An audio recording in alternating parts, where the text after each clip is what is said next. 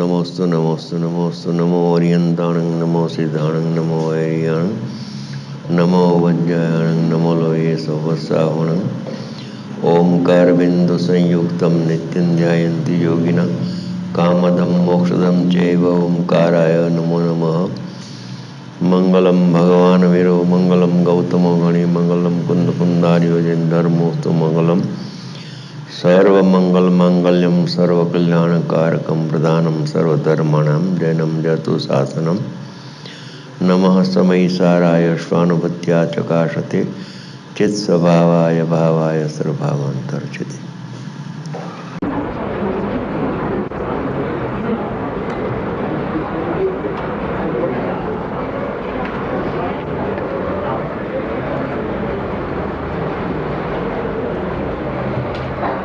દશલક્ષણી પર્વના મહાન પર્વાધિરાજના દિવસો ચાલે છે. એમાં આત્માની આરાધના કરવી અનંતકાળથી વિરાધના કરી છે. આત્માનો લક્ષ્ય કર્યું નથી. હવે અત્યાર સુધી ભલે આત્માનો લક્ષ્ય ન થયું, પણ જ્યારે આત્માનું લક્ષ્ય કરે છે ત્યારે એને આત્મદર્શન થાય છે ને ભવનો અંત આવે છે. એક જ ઉપાય છે, બીજો કોઈ ઉપાય નથી. એમાં પણ એક આત્મા શાશ્વત એવો ને એવો શુદ્ધ અને પરિપૂર્ણ રહી ગયો છે. ભલે ભૂતકાળમાં અનંતકાળ ગયો નિગોદમાં, એ પછી નિગોદમાંથી નીકળ્યો ના અહીં સુધી આવ્યો, પણ એ દરમિયાન એક સમય માત્ર પણ આત્મા અશુદ્ધ કે અપૂર્ણ થયો નથી અત્યાર સુધી. અને ભવિષ્યકાળે કોઈ કાળે પણ આત્મા અશુદ્ધ થવાનો નથી અને અપૂર્ણ થવાનો નથી. ભૂતકાળમાં એને કર્મનો બંધ થયો નથી, વર્તમાનમાં બંધથી રહિત છે, અને ભવિષ્યકાળે પણ એને કર્મનો બંધ કોઈ કાળે થવાનો નથી. એવો ભગવાન આત્મા બધાની પાસે અનાદિ અનંત જ્ઞાયક તત્વ જીવ તત્વ રહેલું છે. એ તો રહેલો છે આત્મા, પણ એ આત્માનું રક્ષણ કરવા માટે એક સમયે સમયે ઉપયોગ પ્રગટ થાય છે. એ ઉપયોગ એટલે જ્ઞાન આત્માનું છે. એ જ્ઞાન જ્ઞેયનું નથી, પરનું નથી. એ તો આત્મા અનાદિ અનંત છે, સ્વભાવભૂત દ્રવ્ય.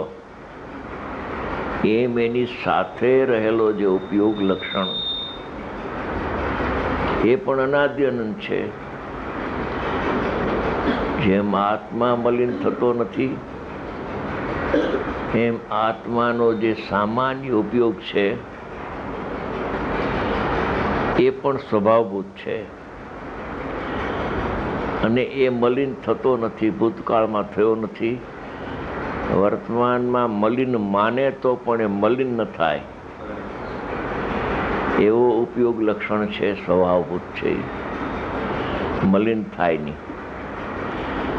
મલિન તો ન થાય, પણ ગમે એવા તીવ્ર કષાયના પરિણામ આવી જાય તો પણ એ ઉપયોગ એવું રક્ષક છે કે એને મલિન થવા દે નહીં. કેમ ઉપયોગ મલિન થતો નથી? એનું એક કારણ એની પાસે છે, જબરજસ્ત ઉપયોગની પાસે લક્ષણ છે કે ઉપયોગનું લક્ષણ સ્વચ્છતા છે. એકલી સ્વચ્છતા છે એમ પણ નહીં, પણ એની પાસે સ્વચ્છતાની સાથે સાથે એ પ્રતિભાસમય છે. ઉપયોગ છે તે સ્વચ્છ હોવાથી ભાવ કર્મ દ્રવ્ય કર્મ નો કર્મનો પ્રતિભાસ થાય. એ પ્રતિભાસ થવા છતાં પણ એ પ્રતિભાસમય જ્ઞાન, પ્રતિભાસમય ઉપયોગ, એમાં ગમે એવા મીઠાત્વના પરિણામ એનો પ્રતિભાસ થાય, પણ ઉપયોગને મલિન થવા દે નહીં. ઉપયોગ મલિન થઈ શકતો જ નથી. સ્વભાવભૂત ક્રિયા છે, એ વિભાવભૂત ક્રિયા નથી. ક્રોધનો પ્રતિભાસ થાય, પણ ઉપયોગ કદી પણ ક્રોધમય નહીં થાય. એ ઉપયોગ તો જ્ઞાકાર જ્ઞાન રૂપે જ પરિણમે છે. એ રાગ રૂપે પરિણમતો જ નથી. ઉપયોગ પરિણમે તો સ્પષ્ટતા રૂપે પરિણમે છે, સ્વપ્નના પ્રતિભાસ રૂપે પરિણમે છે. સ્વપ્નનો પ્રતિભાસ થવા છતાં એ ઉપયોગ તો ઉપયોગ પણ રહે છે. પ્રતિભાસનો પ્રવેશ એમાં આવતો નથી. પ્રતિભાસમય છે ઉપયોગ. જેમ દર્પણની ઉપરની સપાટી, દર્પણ તો સ્વચ્છ છે જ, પણ દર્પણની ઉપર સપાટી પણ સ્વચ્છ જ છે. ગમે તેવા વિકૃત પદાર્થો પણ પ્રતિભાસે એ જ્ઞાનમાં. આવો ડાક્ટર, એ જગ્યા છે, આવો આવવા દો ડાક્ટરને. એ સુરેન્દ્રનગરથી આવે છે. જો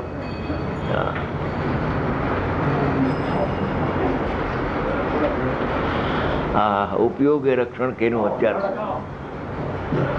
ઉપયોગ બધા જીવોનું રક્ષક છે. દિગોદમાં ગયો તો પણ ઉપયોગ એ રક્ષણ કર્યું એને. જળનો પ્રતિભાસ થાય, પણ એ ઉપયોગે આત્માને જળ થવા દીધો નહીં, અને એ ઉપયોગે આત્માને મલિન થવા દીધો નહીં. હા, ત્રિકાળી દ્રવ્ય તો શુદ્ધ છે, એ તો મલિન થાય જ નહીં કોઈ કાળે, પણ એની જાતનો ઉપયોગ એક પ્રગટ થાય છે. ચૈતન્ય પરિણામ, ચૈતન્યનું વિધાયી પરિણામ, તેને ઉપયોગ કહે છે. લક્ષણ છે. એ લક્ષણ મલિન થઈ જાય તો કોઈ કાળે લક્ષની પ્રધિ કરી શકે જ નહીં. માટે લક્ષણ પણ મલિન થયું નથી. મલિન થાય છે એ બીજી ચીજ છે, અને મલિન એમાં પ્રતિભાસે રાગાદિ અંદરના, તો પણ ઉપયોગ તો આત્માથી અનન્ય છે. એવું શાસ્ત્રમાં પાઠ છે. ઉપયોગ તો આત્માથી અનન્ય છે. ભવી હોય, અભવી હોય, નિગોદનો જીવ હોય, એક સમય માત્ર પણ જો મિથ્યાત્વ રૂપે થઈ જાય, આત્મા રાગમય થઈ જાય, તો એવો પાઠ છે કે જડ થઈ જાય. પણ જડ થવા દેતો નથી. એનું કારણ એક રક્ષક છે. નાયકનું રક્ષણ કરે છે. મારું રક્ષણ કરે છે. કેનું? હા, મને શુદ્ધ થવા નથી દેતો. એનું કારણ કે એ ઉપયોગ છે ને, એ પ્રતિભાસે છે બધું, પણ જેનો પ્રતિભાસ થાય છે ભિન્નનો, રાગાદિ, ક્રોધાદિ, દુઃખાદિ, આકુરતાદિ, એ ઉપયોગમાં આવતો નથી. ઉપયોગમાં ના આવે તો આત્મામાં ક્યાંથી આવે? એટલે એવી એક પ્રતિભાસની વાત કુદરતી આગમમાં રહેલી છે, અનાદિ અનંત છે, અને એ સ્વભાવ છે. એ પ્રતિભાસમય છે ઉપયોગ. નાયક તો પ્રતિભાસમય છે, પણ એનો ઉપયોગ સામાન્ય પ્રગટ થાય છે. એમાં સ્વપરનો પ્રતિભાસ થાય છે. હા, સ્વનો પ્રતિભાસ થાય છે. એ તો સ્વનો પ્રતિભાસ થાય તો શુદ્ધ જ છે. એટલે એમાં અશુદ્ધ કરે એ તો પ્રશ્ન વિવેચન હોઈ શકે નહીં. સમજાય છે? એ તો શુદ્ધ જ છે. શુદ્ધના પ્રતિભાસથી કંઈ જ્ઞાન મલિન થાય એમ તો બને જ નહીં. પણ મલિનના પ્રતિભાસથી પણ જ્ઞાન મલિન થતું નથી. હા હા હા હા, ભલે ગમે એવા મલિન પરિણામ ઝલકે, કોઈ વાંધો નહીં. પણ એ જ્ઞાન તો પ્રતિભાસમય છે. દર્પણની સપાટીમાં ગમે એવા પદાર્થો ઝલકે તો પણ ત્રિકાળી દર્પણ જેમ સ્વચ્છ રહે છે, એમ ઉપરની જે સપાટી છે એની દર્પણની ઉપયોગની જગ્યાએ પર્યાય, દર્પણની પર્યાય એ પણ મલિન થતી નથી. એમાં પણ સ્વપ્નનો પ્રતિભાસ છે. દર્પણની પર્યાયમાં જેમ જ્ઞાનમાં સ્વપ્નનો પ્રતિભાસ છે, એમ દર્પણની પર્યાયમાં પણ પ્રતિભાસ છે. એટલે દર્પણનો આમાં દાખલો આપ્યો છે. આ પુરુષાર્થ સિદ્ધિ ઉપાયમાં દર્પણનો દાખલો આપવાનું કારણ કે જો દર્પણની પર્યાય કોઈ કાળે મલિન થતી હોય તો દાખલો ના આપત. ફટિકમણીની પર્યાય કોઈ કાળે વિકૃત થતી નથી. ઝવેરીને પૂછો, ગમે એવા ઢગલાબંધ કાળા લીલા ફૂલોનો ઢગલો કરી દો, એની માથે રંગનું ટીપ ઢાળી દો, કાળા રંગનું, અને કાળા રંગના ડબ્બામાં સ્ફટિકમણી મૂકો. પછી ઝવેરીને પૂછો, કાઢ્યા વિના ઝવેરીને કહ્યું કે આની અંદર બહાર હતો ત્યાં સુધી તો સફેદ હતું, તો કાળા રંગના ડબ્બામાં ડુબાવી દીધું છે, સ્વચ્છ છે. એ તો તમે સ્વચ્છ કહો છો તો ઠીક છે, દળ એનું સ્વચ્છ છે, પણ એની પર્યાય તો કાળી થઈ ગઈ ને કે બિલકુલ નહીં. હા, દળને તો કાળો થવા દે નહીં, દર્પણની પર્યાય. હા, પણ દર્પણની પર્યાય પણ કાળી ન થાય, એમાં માત્ર પ્રતિભાસે છે. કાળા રંગની એમાં જાણ છે, પ્રતિભાસે છે, પણ કાળા ભાવને, કાળા રંગને એ સ્વચ્છતામાં પ્રવેશ કરવા દેતો. એવી રીતે આ દ્રષ્ટાંત આપે એટલે ખબર પડે. કેમ કે અજ્ઞાની જીવ છે ને, એ અત્યારે ચાલે છે બધું. અજ્ઞાની જીવ છે, મિથ્યાત્વ થાય તે મિથ્યાત્વથી અનન્ય થઈ જાય છે. રાગ થાય તે રાગથી આત્મા અનન્ય થાય છે. ખોટી વાત છે, 100%. 1% સાચી નથી. એ પર્યાય દ્રષ્ટિવાળો બોલે છે.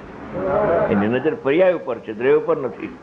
દ્રવ્ય ઉપર તો નથી, પણ ઉપયોગ ઉપર એ નજર નથી. ઉપયોગમાં એ નજર કરતો નથી. હા, એવી રીતે આ ભગવાન આત્મા અનાદ્યંત શુદ્ધ અને પરિપૂર્ણ બિરાજમાન છે. હું પરમાત્મા છું. ગુરુદેવ શું કહ્યું? હું પરમાત્મા થાય છે એમ બોલ્યા નથી. હું પરમાત્મા છું. નક્કી કર, નિર્ણય કર, તું તને અનુભવ થઈ જશે. પરમાત્મા ને પરમાત્માના પરિણામ એવા ને એવા રહ્યા છે. એ રાગાદી છે, એ આત્માના પરિણામ જ નથી. એ તો પૂદગલના પરિણામ છે, મોહજન્ય છે, મોહ જ છે. હા, એ તો જુદા રહીએ છે. જ્ઞાયકથી તો જુદા. જ્ઞાયકનું જે લક્ષણ જ્ઞાન છે, ઉપયોગ, એનાથી પણ એ પરિણામ તો જુદા છે. જો એની જાત ના હોત તો ઉપયોગ મલિન થઈ જાત. એ કજાત છે, અજાત છે, જાતના નથી, જળ ભાવ છે. એવી રીતે આ પરમાત્મા, એની અંદર એક પ્રતિભાસ થાય છે જ્ઞાનનો. એ જ્ઞાનના પ્રતિભાસમાં ત્રિકાળી પરમાત્મા પણ ઝલકે છે, પ્રતિભાસે છે. અને વર્તમાન મનુષ્યની પર્યાય હોય, તિર્યંતની હોય, ઝલકે, પ્રતિભાસે છે. અને બહારનું વિશ્વ ઝલકે એમ અંદરનું જે વિશ્વ છે, ગુણસ્થાન, માર્ગના સ્થાન, એ પણ અંદર ઝલકે છે. પણ ગુણસ્થાનો નાયકમાં તો આવતા નથી, પણ જેમાં પ્રતિભાસે છે ગુણસ્થાન, એ ઉપયોગમાં ગુણસ્થાન આવતા નથી. માર્ગના સ્થાન આવતા નથી. એનાથી ભિન્ન છે આત્મા. પ્રમત્તમાંથી પ્રમત અપ્રમત પ્રતિભાસે છે જ્ઞાનમાં. નાયક પણ છે અને જ્ઞાન પણ પ્રગટ થાય છે, અને અનાદિના ગુણસ્થાન પણ પ્રગટ થાય છે. પણ ગુણસ્થાનો બહાર રહી જાય છે, અંદરમાં કદી આવ્યા નથી, આવવાના નથી. રાહ જોયા કરજે, આવશે નહીં. હા, એનો પ્રતિભાસ થાય છે, પણ જો પ્રતિભાસ ઉપર નજર થઈ તો અંદરના વિશ્વથી ભેદ જ્ઞાનથી અનુભવ થઈ જશે. તો બહારનું વિશ્વ તો ક્યાં, એ વિશ્વ તો ક્યાંય આવે છે. એવી અપૂર્વ વાત છે આમાં પ્રતિભાસમાં.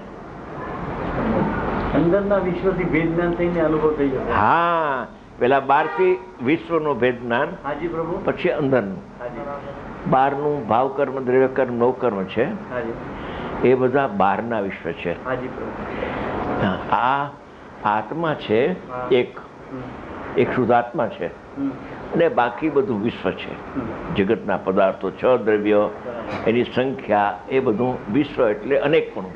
વિશ્વનો અર્થ આત્મા એક છે અને વિશ્વ અનેક છે. ધ્યાન રાખવું. આત્મા ત્રણે કાળ એક જ્ઞાયક ભાવ શબ્દ વાપરો છે. આત્મા અનાદિંત એક છે, અને જે પરિણામ પ્રગટ થાય એ અનેક છે. અને પરિણામના વિષયો પણ નિમિત્તો અનેક અને નૈમિતિક ભાવો પણ અનેક. એ આખું વિશ્વ છે. એ વિશ્વથી જુદો ભગવાન આત્મા જ્ઞાયકનો જે પ્રતિભાસ થાય છે, એ જ્યારે વિશ્વથી ભેદ જ્ઞાન કરે છે ત્યારે જ્ઞાકાર જ્ઞાનમાં જ્ઞાયક ગણાય છે. અનુભવ થઈ જાય છે. વિશ્વમાં રહી ગયું. ગુણસ્થાન સ્થિતિ પ્રમાણે આવે ને જાય, પણ અંદર પ્રવેશ ગુણસ્થાનનો થતો નથી. 4થું આવતું નથી, 5મું આવતું નથી, 6થું આવતું નથી, 14મું ગુણસ્થાન જ્ઞાયકમાં તો આવતું નથી, પણ સામાન્ય ઉપયોગથી બહાર રહે છે. સ્વચ્છતા, બીજું કઈ કારણ નથી. પ્રતિભાસમય છે. એનું કારણ તમે જ્ઞાનને, જ્ઞાયકને પ્રતિભાસમય જાણો. ઉપયોગ તો પ્રતિભાસરૂપ છે, પણ એ ઉપયોગ કથનચિત જ્ઞાયકથી અભેદ છે. એટલે જ્ઞાયક પણ પ્રતિભાસમય છે. પ્રતિભાસ અને પ્રતિભાસમય. પ્રતિભાસ એટલે સ્વચ્છતા જ્ઞાન ઉપયોગની, અને પ્રતિભાસમય એટલે આત્મા થઈ ગયું. કથનચિત પર્યાય અભેદ થયો ને, એના દર્શન થયા કે નહીં? તો એમાં દર્શન થયા તો કાંઈ એમાં અશુદ્ધતાના દર્શન આવે ખરું? 4થા ગુણસ્થાને પણ અશુદ્ધતાનો પ્રવેશ જ નથી. પછી અશુદ્ધતા આવી કે જાય, ક્યાં મારે વાત છે? હું તો ત્રિકાળી દ્રવ્યને જોઉં છું, અને જોતા જોતા મને પરિણામ જે પ્રગટ થાય છે એ પણ અભેદપણે જોઉં છું. જો ભેદપણે જોઉં તો મારી નિર્વિકલ્પ ઉપયોગ રહેતો નથી, ની પરિણતિ મને ગમતી નથી. મને તો શુદ્ધ ઉપયોગ ગમે છે. બહાર નીકળવાનું મન જ નથી થતું. 6થા 7મા ગુણસ્થાનની શ્રેણી માંડીને તાત્કાલિક આ પરમાત્મા થઈ જાય છે. એ વાત આપણે ચાલે છે પ્રતિભાસની. એ ઉપયોગમાં એક પ્રતિભાસ શક્તિ છે, એ જુદું રાખે છે રાગને. એને બહુ રક્ષણ કર્યું. રાગે આનંદનું ભક્ષણ કર્યું અત્યાર સુધી.